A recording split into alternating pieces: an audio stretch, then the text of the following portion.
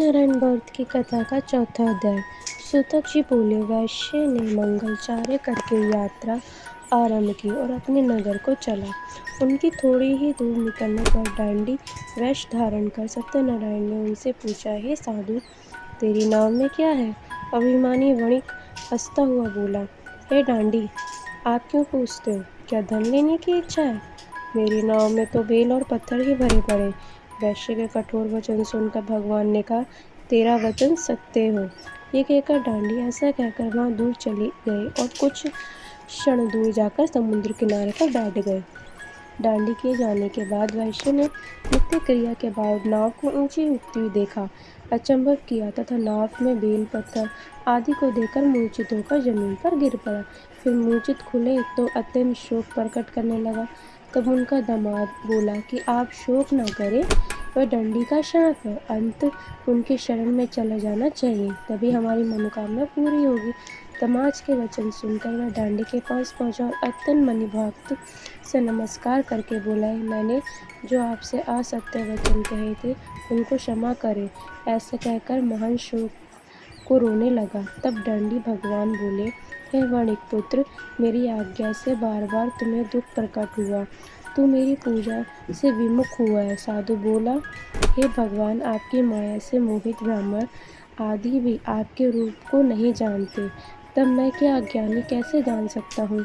आप प्रसन्न होइए, मैं आसमत के अनुसार आपकी पूजा करूँगा। मेरी रक्षा करो और मेरे पहले के समान मौका में धन भर दो।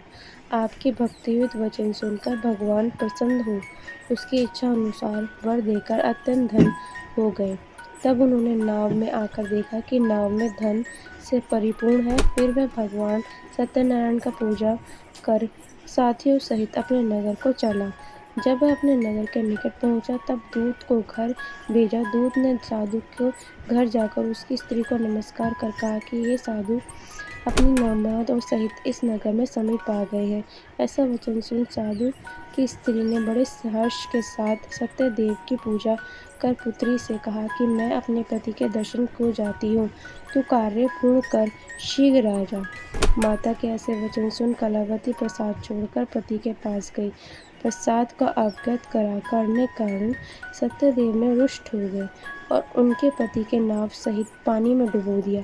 कलावती ने अपने पति को न देखकर रोती हुई जमीन पर गिर गई। इस तरह नौका को डूबता हुआ देख तथा कन्या को रोती देख साधु दुखी हो गए।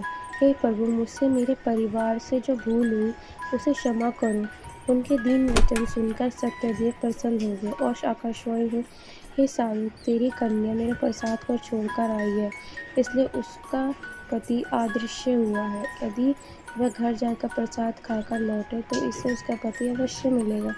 ऐसे आकाशवाणी सुनकर कलावती ने अपने घर पहुंचकर प्रसाद खाया, फिर आकर पति के दर्शन किए। तत्पश्चात साधु ने बंधु बांधवों सहित सत्यदेव का विधिपूर्वक पूजन किया।